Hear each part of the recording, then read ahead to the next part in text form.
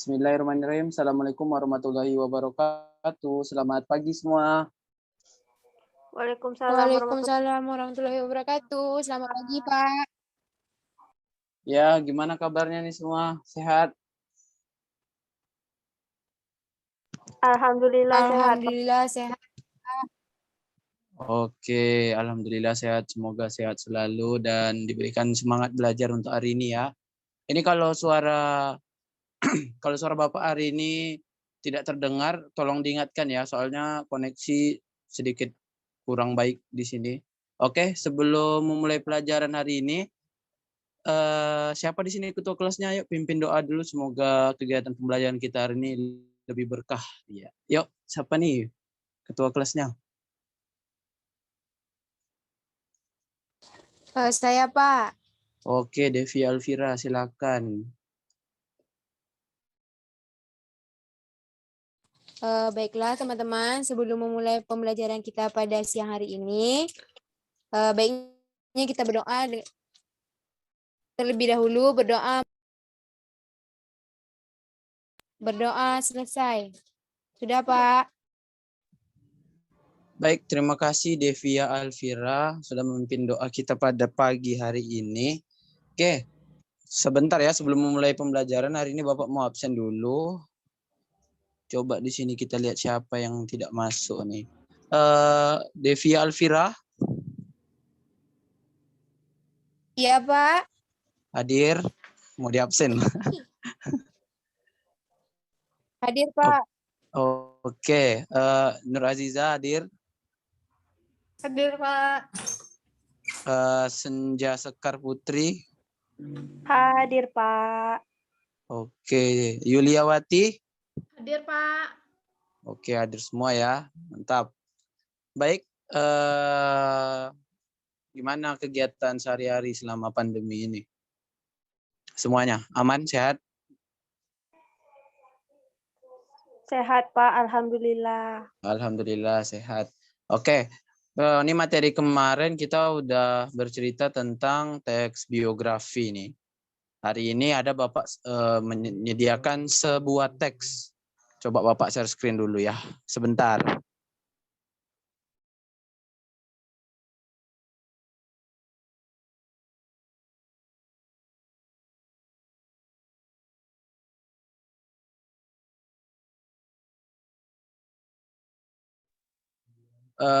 Share screen Bapak terlihat tak ya? Terlihat, Pak. Miring nggak? Atau kekecilan? Pas, Pak. Pas, ya. Pak. Oke, coba dibaca dulu ya. 5 menit. Wah, pendek lah ini teksnya. Bapak kasih waktu 5 menit dulu lah. Ya, silakan dibaca, dicermati. Ini kira-kira nih teks apa, manfaatnya apa gitu.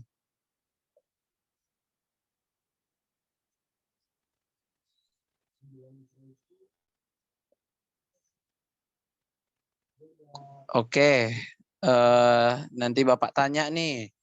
Dan siapa yang dapat jawab, Bapak kasih poin. Oke, udah ya. Rasa Bapak nih nggak perlu lama-lama lah ini. Udah SMA kelas 10, masa baca teks pendek gini harus lama. Udah ya? Udah dibaca? Ya, Pak. Oke, sip. Teksnya Bapak kirim di grup WhatsApp kita. Oke, kira-kira hari ini kita akan belajar tentang apa nih, materi apa nih? Dari teks yang Bapak kasih tadi nih. Teks eksposisi, Pak. Eksposisi. Kenapa teks eksposisi? Dan apa itu teks eksposisi? Kalau Nur Azizah berpendapat itu teks eksposisi. Yo, dijawab. Langsung hilang nih. Kameranya langsung dimatiin.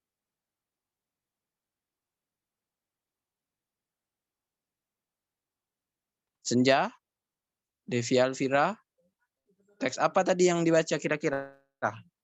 Tergolong atau termasuk jenis teks apa? Aziza, halo? Iya, Kenapa? Pak. Saya nggak tahu, Pak. Koneksi ya? Iya, sepertinya, Pak. Oke, sambil menunggu teman-teman yang lain, benar ya yang dibilang Nur Azizah tadi, ini teks eksposisi. Kak. Baik, sebelum masuk ke materinya, Bapak akan memberikan tujuan pembelajaran pada hari ini. Diharapkan peserta didik itu dapat memahami pengertian teks eksposisi serta menentukan struktur teks eksposisi yang terdiri atas tesis, argumentasi, dan penegasan ulang dengan tepat. Oke, Bapak share screen dulu nih. Yang lain diharap segera bergabung ya. Nur Aziz, Devi Alvira tadi masih ada? Oh, sudah terkeluar ya. Siapa adminnya nih? Tolong ACC dulu, Devi Alvira. Ya, sebentar ya, Pak. Ya.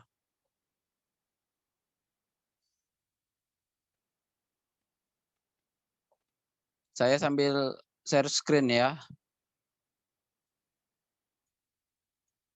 Baik, Pak. Nah, ini dia. Sudah terlihat share screen saya?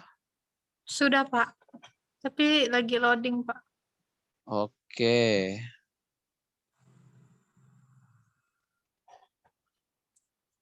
Nah, jadi dari teks expose hari ini tuh materi kita di bab 2 ya. Mengembangkan pendapat dalam eksposisi. Identifikasi isi teks eksposisi. Nur Aziza, dengar suara saya? Dengar, Pak. Ya, itu pengertian teks eksposisi menurut Goris Kerap itu apa tuh? Coba dibaca dulu.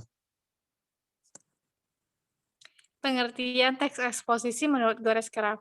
Eksposisi atau pemaparan adalah salah satu jenis teks atau keterampilan bahasa secara efektif yang berusaha untuk menerangkan dan menguraikan suatu pokok pikiran. Sedangkan menurut KBBI, eksposisi berarti uraian atau paparan yang bertujuan menjelaskan maksud dan tujuan dalam karangan. Jadi, teks eksposisi ialah salah satu jenis karangan yang berisi informasi mengenai sesuatu sehingga dapat menambah pengetahuan pembaca. Teks eksposisi ini didukung oleh fakta ilmiah atau non-fiksi. Topik pembahasan dalam teks eksposisi juga beragam dan dari politik, ekonomi, pendidikan, kesehatan, dan lain-lain. Secara umum, tujuan dari teks eksposisi adalah menjelaskan dan menyampaikan informasi yang memuat pengetahuan secara rinci dan terstruktur dengan dasar argumentasi yang kuat. Sudah, Pak. Baik, terima kasih ya Nur Aziza ya tadi. Iya, Itu Pak. pengertiannya dari teks eksposisi. Ini ciri-cirinya saya bacakan. Teks eksposisi itu memiliki ciri-ciri. Yang pertama, penulisannya itu singkat atau bisa dibilang padat dan to the point. Yang kedua, teks menurut fakta. Memuat fakta sebagai alat konkretasi dan kontribusi. Yang ketiga, gaya penulisannya informatif. Jadi terdapat informasi ataupun pengetahuan di dalamnya. Yang keempat, penjelasan pokok persoalan secara objektif, tidak ada unsur subjektif dan emosional. Jadi pandangannya tidak secara pribadi gitu, secara objektif. Lalu yang kelima, itu penyampaiannya secara lugas dan menggunakan bahasa yang baku. Dan yang terakhir, umumnya menjawab pertanyaan apa, siapa, kapan, di mana, mengapa, dan bagaimana. Atau biasa kita kenal dengan 5W1H. Ini Senja Sekar Putri sudah terhubung? Iya, Pak. Oke, tadi terputus ya koneksinya. Iya, Pak. Suara Bapak putus-putus, Pak.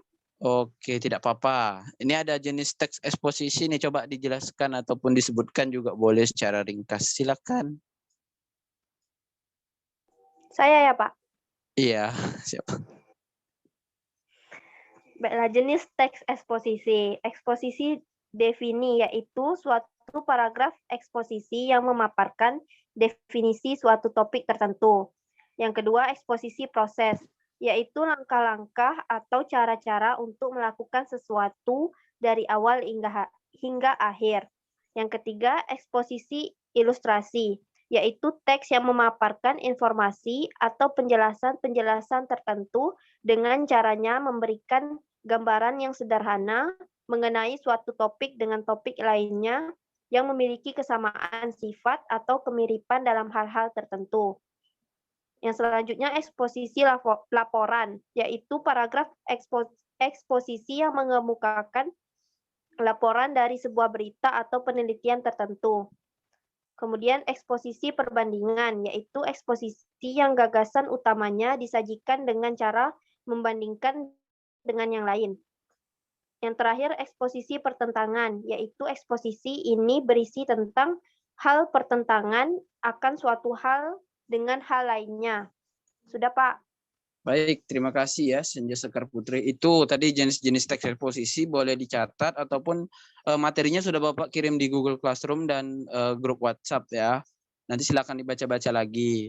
Ini ada opsi yang keempat, itu ada strukturnya. Ini nih yang mau kita telaah nanti. Yang pertama itu ada tesis atau pernyataan pendapat adalah bagian pembuka dari teks eksposisi. Biasanya ini berada di awal paragraf nih dari sebuah teks eksposisi, namanya tesis. Ini berisi gagasan utama yang ingin disampaikan berdasarkan fakta yang ada pada masalah yang diangkat. Lalu yang kedua ini argumentasi atau biasanya ini pendapat dari pembicaranya gitu atau penulis. Argumentasi ini digunakan sebagai unsur penjelas yang mendukung tesis. Jadi mendukung pernyataan pertama. Lalu yang kedua itu ada penegasan ulang atau rekomendasi. Biasa itu penulis setelah memberikan masalah dan mendukung masalah dengan pendapatnya, nanti penulis itu memberi rekomendasi ataupun penegasan ulang seperti sarannya secara umum ataupun secara pribadi. Bagian ini tuh bertujuan untuk menegaskan kembali atau menguatkan pendapat yang sudah disampaikan di awal. Penegasan ulang juga memuat tentang rekomendasi atau saran dari permasalahan yang diangkat. Oke, ini yang kelima ada kaidah kebahasaannya. Devi Alvira ada? Udah tersambung atau belum? Ada, Pak. Oke, Tadi sinyal saya, Pak, jadi keluar, Pak. Siap. Ini silakan dibaca ya. Boleh kaidah kebahasaannya. Kira-kira terlihat Kaidah tak ya? kebahasaan teks terlihat, Pak. Oke, siap, silakan. Kaidah kebahasaan teks eksposisi. Menyatakan pendapat atau istilah. Kamu diperbolehkan untuk menyatakan pendapat pada teks eksposisi. Namun, saat mengutarakan pendapat, usahakan jika pendapat kamu sudah dilengkapi oleh fakta dan data yang akurat. Yang kedua, menggunakan pronomina atau kata ganti. Kata ganti adalah jenis kata yang digunakan untuk menggantikan posisi kata benda atau orang dalam sebuah kalimat. Yang ketiga, menggunakan nomina atau kata benda. Kata benda adalah kata yang mengacu pada benda nyata atau abstrak seperti gambar. Yang keempat, menggunakan verba atau kata kerja.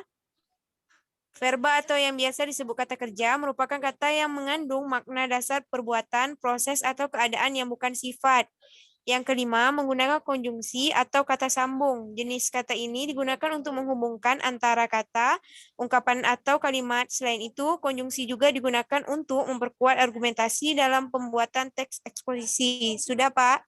Baik, terima kasih ya. Intonasinya bagus nih dalam membaca, Devia Alvira. Baik, itu saja nih materi yang Bapak dapat sampaikan. Masih ingat tadi ada teks yang Bapak sudah beri di awal? Yang kalian bilang, ini teks eksposisi Pak, ini teks eksposisi. Nah, sekarang coba tebak. Ataupun tadi coba Yuliawati, ada Yuliawati? Ada, Pak. Nah, baru muncul ya. Oke, Yuliawati. Ya, Pak. Tadi struktur dalam penulisan teks eksposisi ada 3 tuh. Ada apa aja kalau masih ingat? Saya, maaf Pak. Nggak ingat, Pak. Betul, Pak. Oke. Sinyal, Pak. Iya, siap-siap. Lain kali kalau mau masuk mata pelajaran, dipersiapkan dulu ya. Koneksi, datanya, tempatnya. Siapa ya nih? Kita coba aja nih.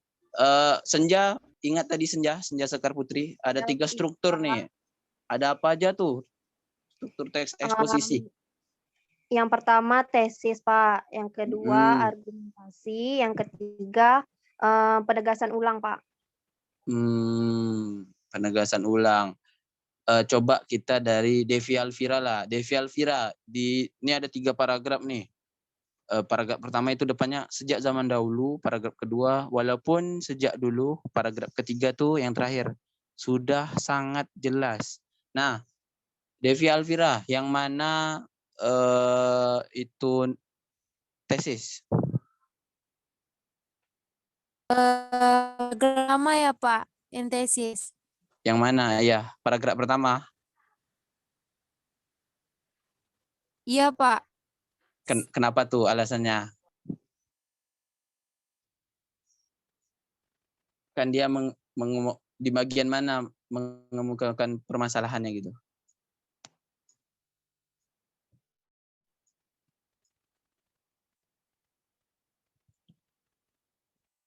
Devi Sebentar Alvira. ya, Pak. Oke, sambil nunggu Devi Alvira menjawab, yang mana untuk Nur Azizah, yang mana nih yang merupakan penegasan ulang?